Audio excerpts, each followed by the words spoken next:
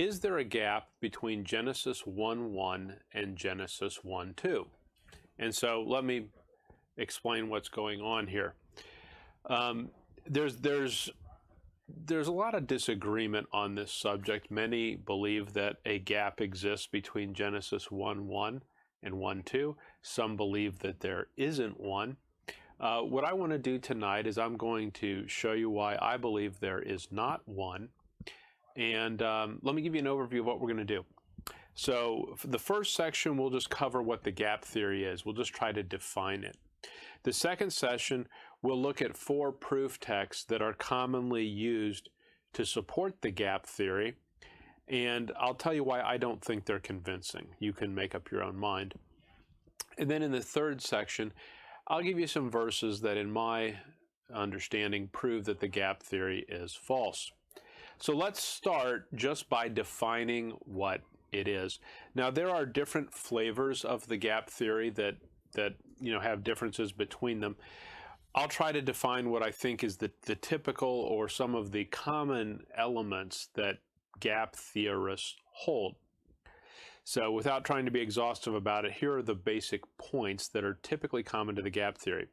The first is in Genesis 1:1, the heaven and earth referenced in Genesis 1:1 are completely formed and inhabited by angelic beings by the end of Genesis 1:1. So maybe we should have started by reading Genesis 1:1, so let's just do that. In the beginning, God created the heaven and the earth. And what the gap theory says is by the end of Genesis 1:1, right there, the heavens and the earth are fully formed and inhabited by angels by the time you get to the end of Genesis 1, verse 1.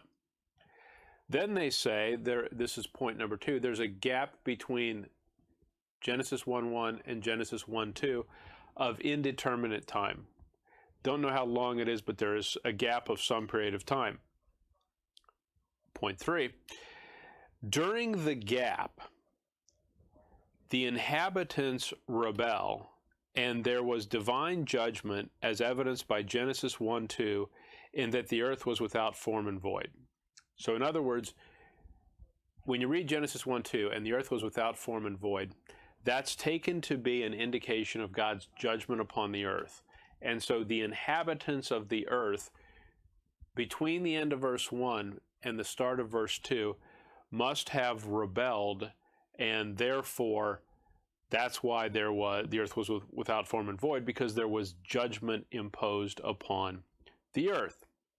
And then point number 4, Genesis 1:1 and Genesis 1:2 are not part of the first day. So the first day begins in Genesis 1:3, and God said, "Let there be light," and there was light.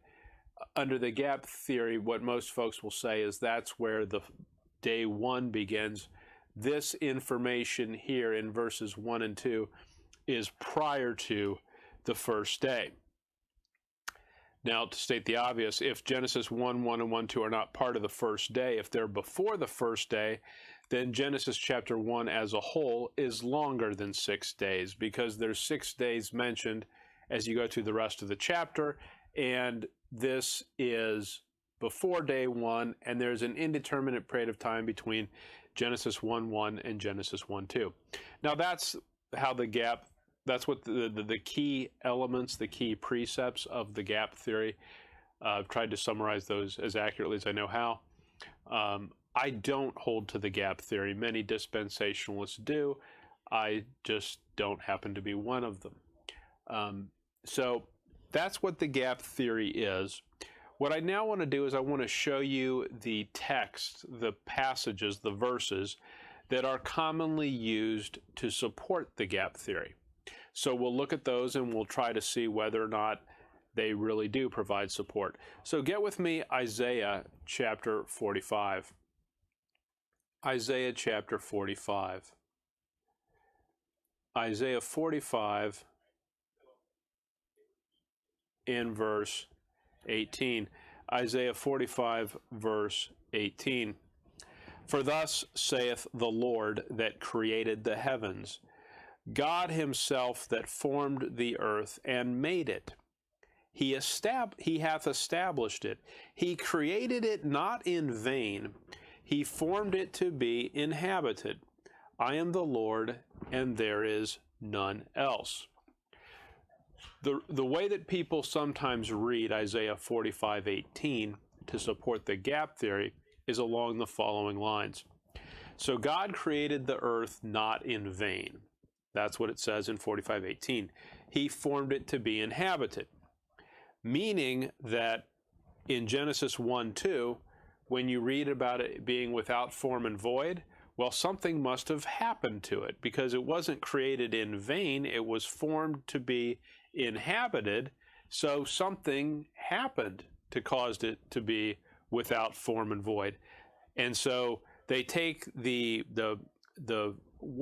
phrasing without form and void to be an indication of divine judgment. Now, it seems to me that that's reading something into the text that doesn't have to be there. So look with me, if you would, at verse 18.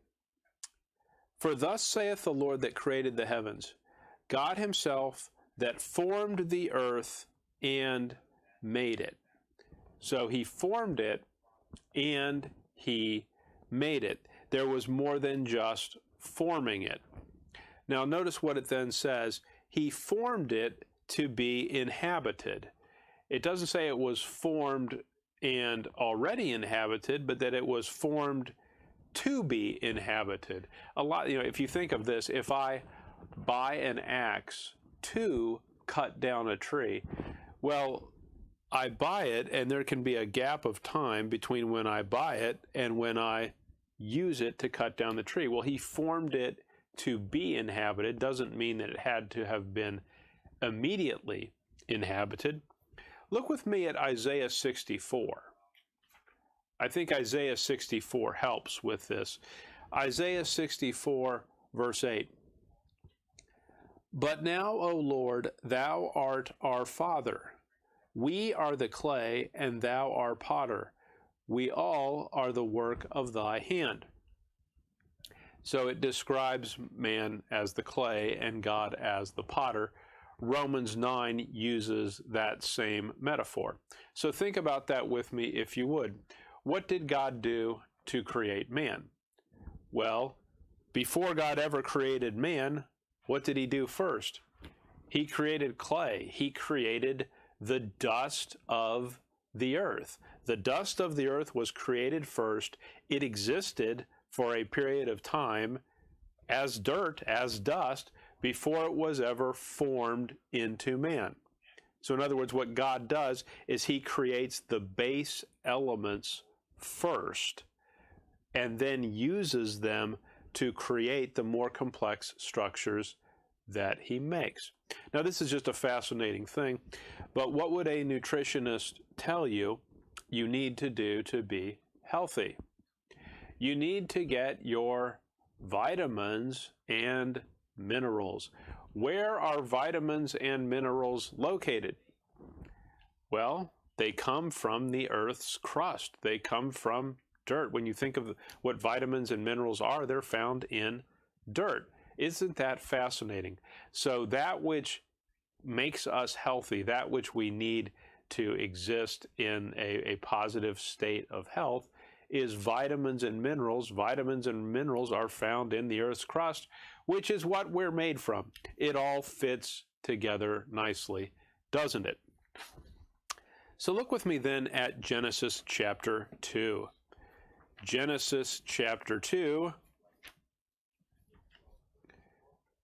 and we'll look at verse 1. Genesis chapter 2, verse 1.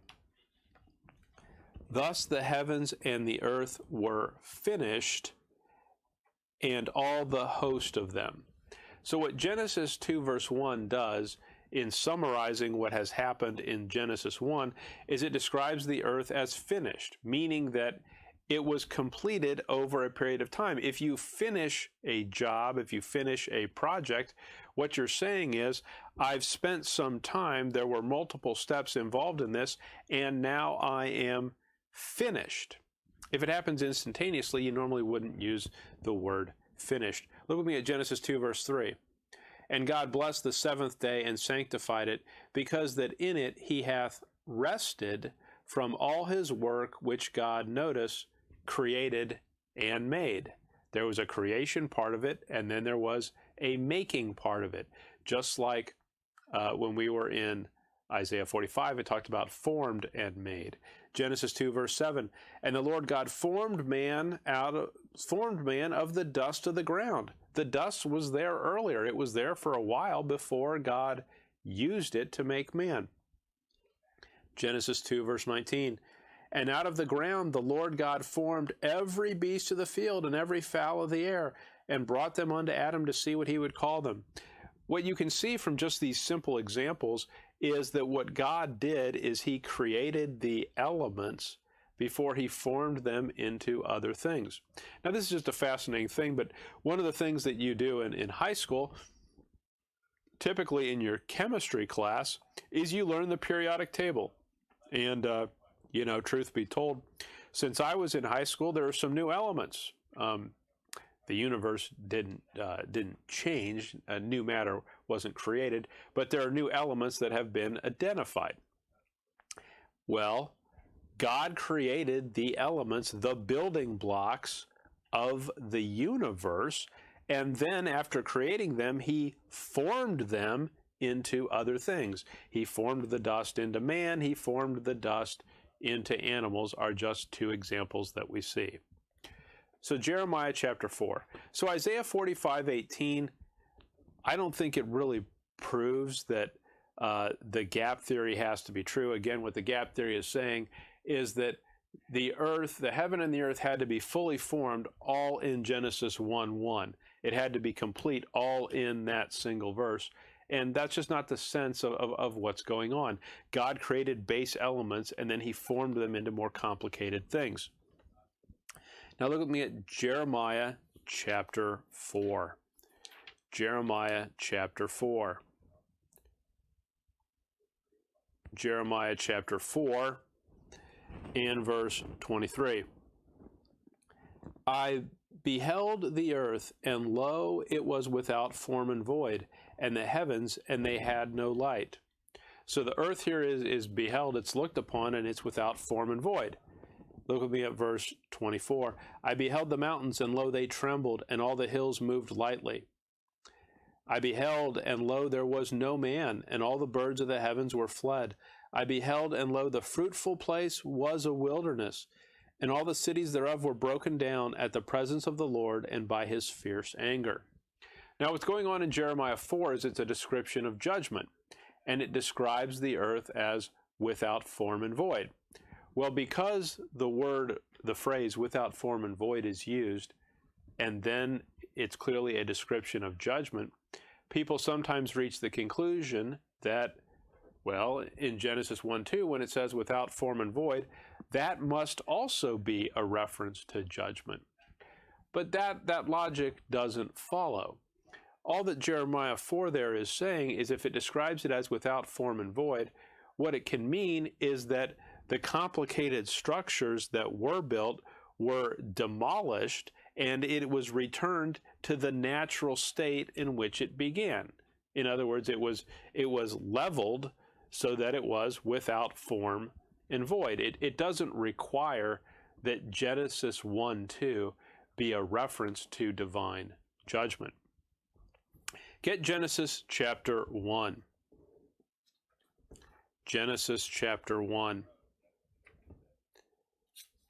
So we've looked at two of the passages most commonly used to support the gap theory. There's two more that I want to cover. Now the first one here is Genesis 1 verse 28. And while you're at it, get Genesis 9. So we're going to look at these together. We're going to look at Genesis 1 verse 28 and Genesis chapter 9. So Genesis 1:28. And God blessed them, and God said unto them, be fruitful and multiply and replenish the earth and subdue it and have dominion over the fish of the sea and over the fowl of the air and over every living thing that moveth upon the earth. So when God makes man, he tells him to replenish the earth. Now keep that thought, get Genesis 9 verse 1. And God blessed Noah and his sons, and said unto them, Be fruitful, and multiply, and replenish the earth. Now in Genesis 9, when God tells Noah to replenish the earth, Noah is clearly to refill the earth. In other words, what God did during the flood is he wiped out the vast majority of mankind as well as animal life. And what he's telling Adam to do and his sons is to be fruitful, multiply, and replenish the population of the earth. Was the earth full of people before Genesis 9? Yes, it was. So when it says to replenish there, it's meaning to fill it, and it was previously filled. So some people take Genesis 9 verse 1 and they say, aha, well, that replenishment that's occurring there, it's a refilling. And it's a refilling. It's a refilling, which means to fill again. If you just look at the word replenish, it has an R-E and then a plenish, so it must mean to fill again. Now that's a very interesting argument because for a couple of reasons. In Genesis 9, was Noah and his sons filling the earth again? They were, because it was formerly filled. And when you look at the word replenish, you see the R-E, and your natural sense of that maybe, well, that means again. Like if I look at the word redo, I have to do something again, right? Well, that's an interesting argument, but one of the things that you always want to do is you want to confirm if your understanding is correct. So what I've pulled up here is I've pulled up the Webster's 1828 dictionary, and we're going to simply look up the meaning of the word replenish. And the question that we want to look at is, does the word replenish, does it always require the sense of filling again, or can it be filling for the first time?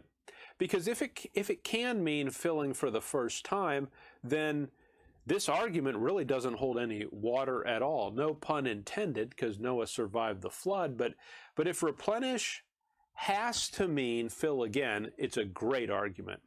But if replenish doesn't have to mean that, then it's really not a very strong argument at all. So let's look at what the dictionary says. So we're looking here at the word replenish. Now, I know that we all enjoy grammar, so let's do a little grammar. Replenish, you'll notice here there are two definitions of the word. The first is verb transitive, and the second is verb intransitive. So why are there, what's that about? Why is there a verb transitive and why is there a verb intransitive? Well, let's just remember what the difference is. Some verbs will have a direct object. So for example, if I use the phrase, I hit the ball, I don't really have good range of motion here at my desk. I'm sort of tied up, but if you can imagine me smacking the ball, that'd be a great visual. If I say I hit the ball, hit is a transitive verb. And it's a transitive verb because what happens is the subject is transferring action to the object. I hit the ball. It's transitive. But if I use a verb like I slept, slept is intransitive. There's no object in that sentence. There's a subject, I, but there's no direct object. I slept. That's it. I didn't sleep anything. I just slept. What's the point? There are verbs that are transitive. There are verbs that are intransitive. And that's what we're seeing right here. And by the way, I'm not making this up. This is what the dictionary says. So now let's read the definitions, and let's just start here with the verb intransitive. Replenish, verb intransitive, to recover former fullness. Well, that's pretty clear, isn't it?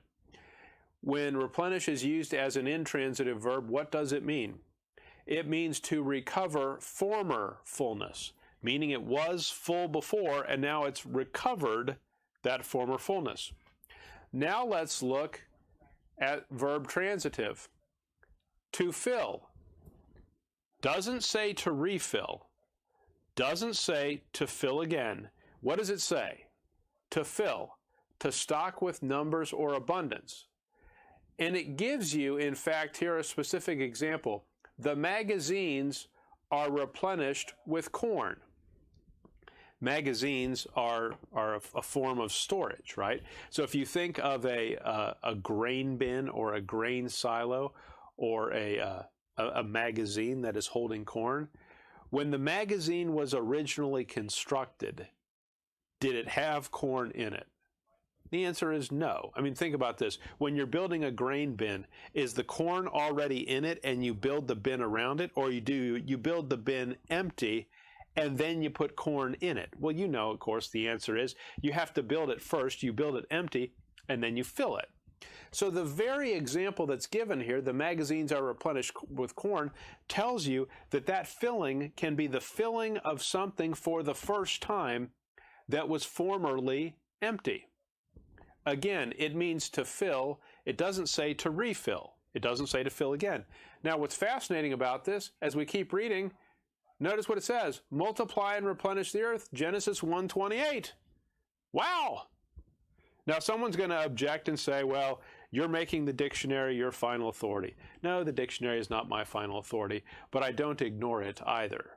I don't ignore things that are objective evidence. So what's going on here is the word replenish in its transitive form means to fill.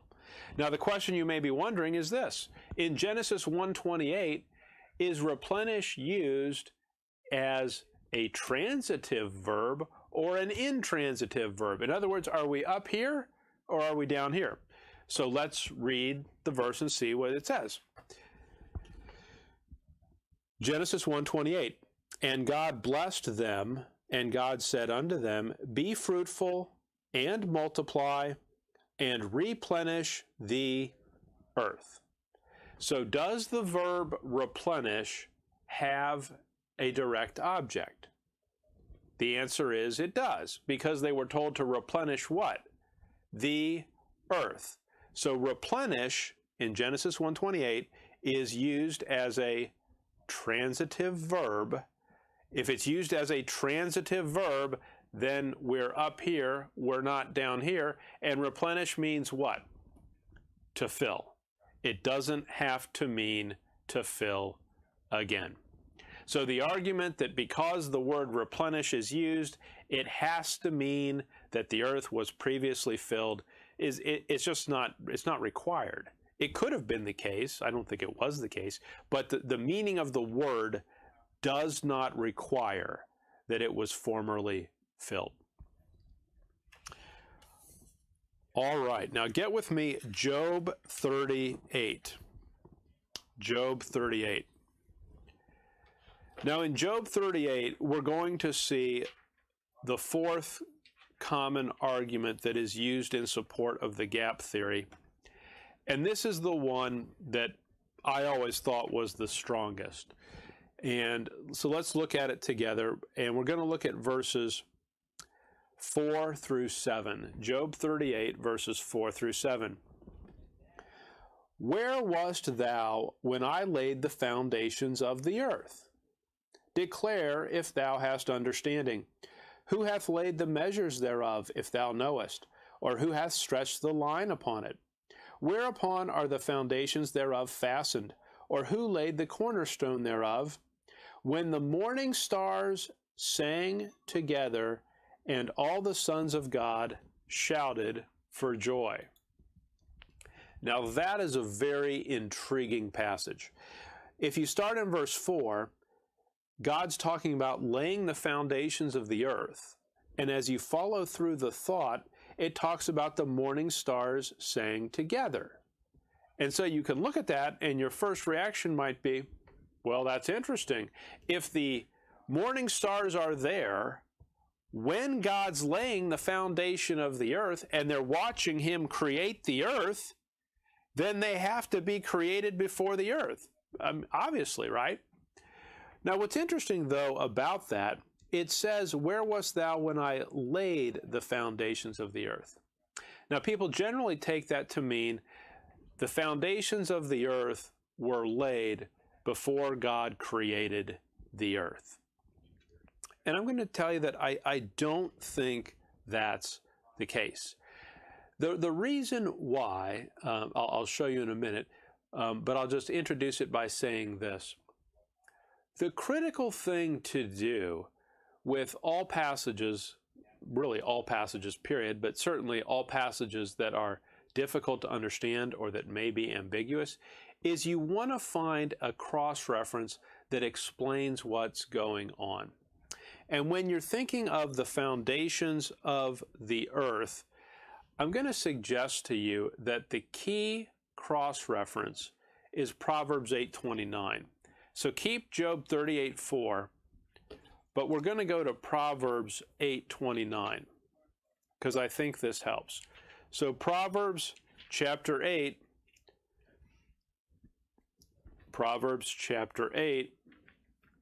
and look with me at verse 29, Proverbs 8:29.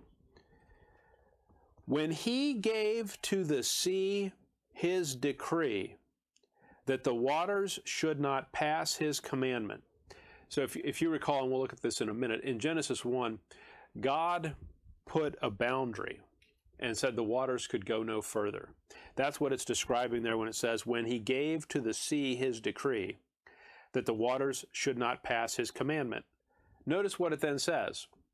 When he appointed the foundations of the earth.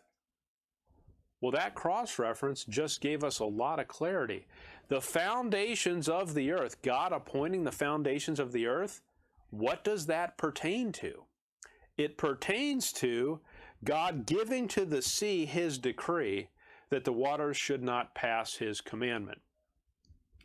Get with me, Genesis chapter 1. Genesis chapter 1.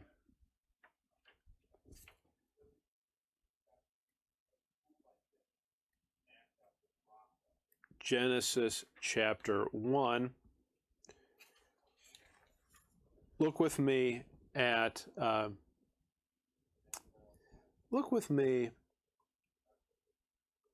verse 9. And God said, let the waters under the heaven be gathered unto one place, and let the dry land appear. And it was so. Now that's interesting. What God does there is he gathers the waters together into one place so that dry land appears.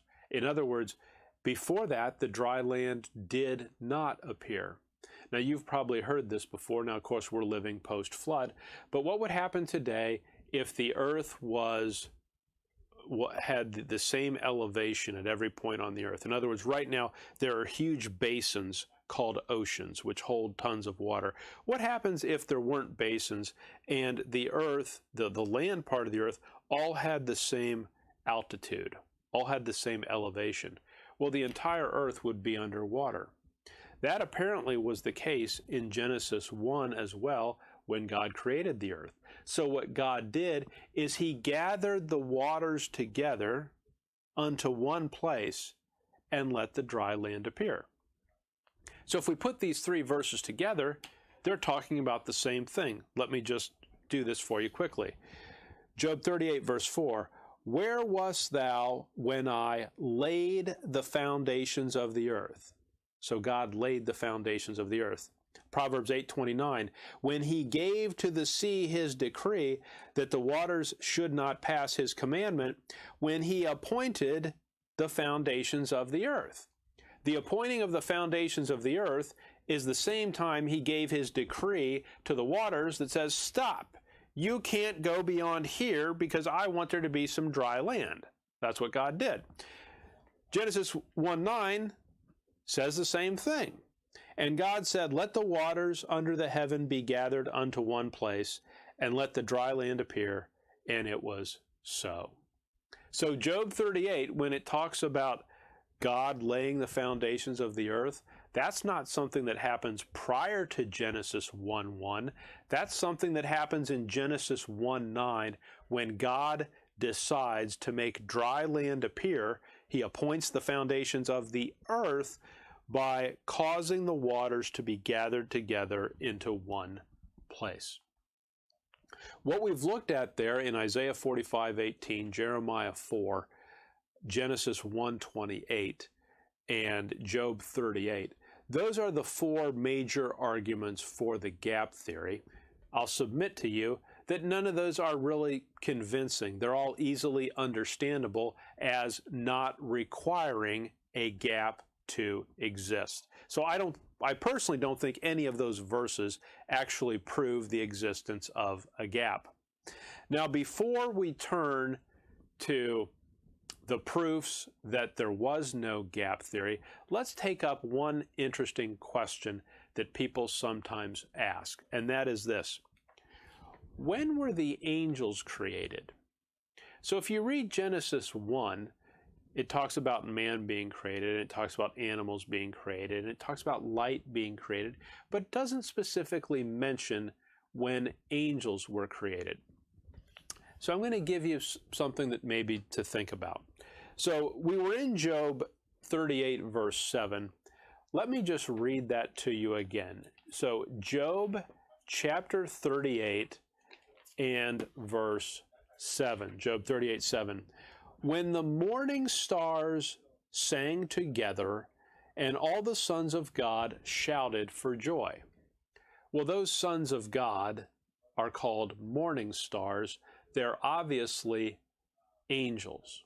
So what we want to notice is this: angels are described as morning stars. Get with me Isaiah 14. Isaiah chapter 14. Isaiah 14, verse 12. How art thou fallen from heaven, O Lucifer, son of the morning? How art thou cut down to the ground, which didst weaken the nations? What's fascinating is Job refers to the angels as morning stars. Isaiah refers to Lucifer, who we now know as Satan, as the son of the morning. So both angels and Lucifer himself are connected to the morning. Why does that matter? Get Genesis 1. Genesis chapter 1. Genesis chapter 1. Genesis 1, verse 5. And God called the light day, and the darkness he called night, and the evening and the morning were the first day. Look with me at verse 8. And God called the firmament heaven, and the evening and the morning were the second day. Look with me at verse 13. And the evening and the morning were the first day. Now let's understand something from this. The way we often think about it, the way at least I often think about it, is when you get up in the morning and the sun's up, it's the start of a brand new day. Don't you you hear people say things like that, you sort of feel like that, you're going to go to the start of your day. But scripturally, that's not the way that God defines it. If you see those three verses we just looked at, what did it say? The first part of the day is the evening, and then the morning. So sometimes man's thinking just isn't the way that God thinks about it. So a day begins with the evening and then moves to the morning. So as you think about that, if Lucifer and the angels, the sons of God, are both referred to as morning stars or son of the morning, doesn't that sort of tell you that they had to have been created during the morning? I think what it means is they had to have been created during the second part of a day. They wouldn't have been created during the evening. They would have been created during the morning, just based upon the way that they are described. Now, what I'm going to suggest to you next is this. Get with me Matthew 24. And we could look at a number of verses on this next point, but I'm going to just show you one, and if you want to find others, you can use your friend Blue Letter Bible to find them. It's easy to do that. So Matthew 24, verse 36. But of that day and hour knoweth no man, no, not the angels of heaven, but my Father only. Simple question, where do angels live? Well, according to Matthew 24, 36, they're angels of heaven. Other verses that you might want to look at, Matthew 22, verse 30, Mark 12, 25, Mark 13, 32. Angels are repeatedly said in Scripture to live in heaven. Why does that matter? Well, I'm going to show you why I think that matters. Get with me Genesis chapter 1. Genesis chapter 1. And let's start in verse 6. So this is the start of the second day. And God said, let there be a firmament. A firmament is an expanse. It's a great, huge, wide open space. And God said, let there be a firmament in the midst of the waters, and let it divide the waters from the waters. And God made the firmament and divided the waters which were under the firmament from the waters which were above the firmament, and it was so. Now notice verse 8. And God called the firmament heaven, and the evening and the morning were the second day. So it seems in the chronology of Genesis 1, in verse 7 and 8 is when God creates the firmament, which is called heaven. Where do angels live? Ding, ding, ding, heaven, right? We just looked at that in Matthew 24, verse 36. Well, it seems God had to create heaven before he created angels because that was the place that they live. Could God create man and then create the earth later? Not really. I mean, God has to create the place where the being is going to inhabit before he creates the being.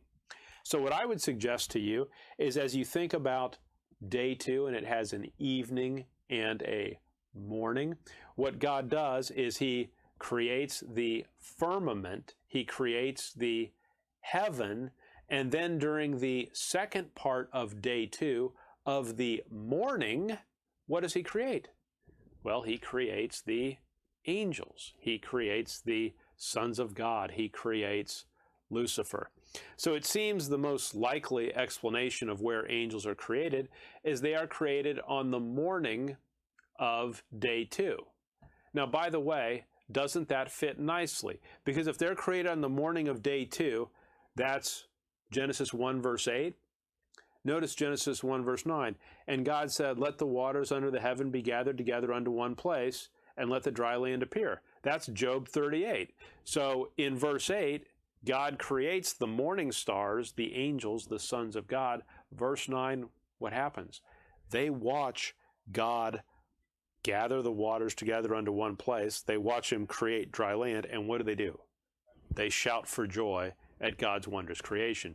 So if you follow that through, the chronology fits perfectly, and it makes sense that angels would be created during the morning of a day, in this case, the morning of day 2, after God creates the heaven for them to live within. All right, so with that, let's go to the third section of this lesson, and that is proofs that the gap does not exist, that the gap theory is false. So I'm going to give you here what is my understanding, and what I would encourage you to do is, you don't have to go by my understanding. You can study the Word of God for yourself. You're not bound by my opinion, and not everyone agrees with my opinion. That's just the way life is. That's okay. What we're all responsible to be is we're all responsible to be students. So search it out and believe what you understand the verses to say according to your conscience. So get with me Exodus 31. Exodus 31. The first proof that there is no gap is that God created and made all of creation in just 6 days. If you recall, when we first started out, the gap theory believes that verses 1 and 2 are prior to day 1. And they believe that between verse 1 and verse 2, there's a gap of indeterminate time, could be a really long period of time. But they don't believe that the entire universe, all of creation, was made in 6 days. So if there are verses saying that everything was created and made in 6 days, then the gap theory has to be wrong. So Exodus 31, Exodus chapter 31, and we're going to look at verse 17. Exodus chapter 31, verse 17. It is a sign between me and the children of Israel forever. For in 6 days the Lord made heaven and earth, and on the seventh day he rested and was refreshed. Now, if you just take that in its natural sense, how many days did it take God to make the heaven and the earth? It says 6 days. It doesn't say 6 days plus a gap of indeterminate time. It says 6 days. Now, what people sometimes respond to that is they say, well, wait a minute. It says made. It doesn't say created. So God made it in 6 days, but he created some things prior to that. And so what they'll sometimes say is Genesis 1:1 is about God creating the heaven and the earth, and then the rest of the chapter is about God making the heaven and the earth. The problem with that, get Genesis chapter 2. Genesis chapter 2. Genesis chapter 2. Look with me at verse 2. And on the seventh day God ended his work which he had made, and he rested on the seventh day from all his work which he had made. Now notice verse 3. And God blessed the seventh day and sanctified it, because that in it he had rested from all his work which God created and made. See that? So the seventh day was after God had both created and made all of his work. Get Hebrews chapter 4. What I'm suggesting to you is that the natural reading of those verses is God did all of it in 6 days, and that's why he rested on the seventh day. Not that he was tired, but he did that as a sign for Israel that he was subsequently going to refer to. Now notice with me Hebrews chapter 4. So get with me Hebrews and look with me at chapter 4. For he spake in a certain place of the seventh day on this wise, and God did rest the seventh day from what? All his works. So if you want to make a distinction between made and created, you can do that. But on the seventh day, God rested from what? All his works. Clearly, when you take Exodus 31, when you take Genesis 2, when you take Hebrews 4, the natural reading of it is that God created all of creation in 6 days, not 6 days plus a gap of indeterminate time. Now here's proof number 2. So proof number 1, the gap theory is wrong, is there's multiple verses that say that God did it all in 6 days. But proof number 2 is this. God created the angels within the 6 days, not prior to the 6 days. Now I want you to think about this with me just for a minute. Part of the gap theory is between Genesis 1:1 and Genesis 1:2, there is a rebellion that takes place, and the angels rebel, and that's what causes the earth to be without form and void. For the gap theory to be true, the angels have to be created prior to the 6 days. They have to be prior to day 1. But if the angels are actually created during the 6 days of Genesis 1, then the gap theory can't be true. Get with me Exodus 20. Exodus chapter 20. Exodus chapter 20. Exodus chapter 20, verse 11. For in 6 days the Lord made heaven and earth. Pretty clear if you just take that naturally. He did it in 6 days. For in 6 days the Lord made heaven and earth, the sea, now notice this, and all that in them is. So everything that was in the sea, he created within the 6 days. Everything within the earth, he created within the 6 days. Everything within the heaven, he created within the 6 days. I'm going to read this again because this is dispositive. For in 6 days, that's the 6 days of Genesis 1, the Lord made heaven and earth. That's the universe right there, folks. That's it. There's heaven, there's earth, there's nothing else, right? There's no limbo, there's none of that. Made heaven and earth, the sea, and all that in them is. That includes angels. That includes the morning stars, the sons of God. It includes all of them. He made those as well within the 6 days, which if he did that, the gap theory has to be false because they weren't created before day one. They were created within the 6 days of creation. Get with me, Genesis chapter 1. Genesis chapter 1. Here is the third proof that there is no gap. And proof number 3 is this. God says at the end of Genesis 1 that all of creation is very good. Genesis 1 verse 31. And God saw everything that he had made. Well, what's included in everything? The heaven, the earth, the stars, the animals, man, angels. And God saw everything that he had made, and behold, it was very good. I think that is pretty conclusive. Think about the gap theory for a moment. The gap theory is between Genesis 1:1 and Genesis 1:2. God has created the angels, but what happens is there's a satanic rebellion in heaven where Satan rebels.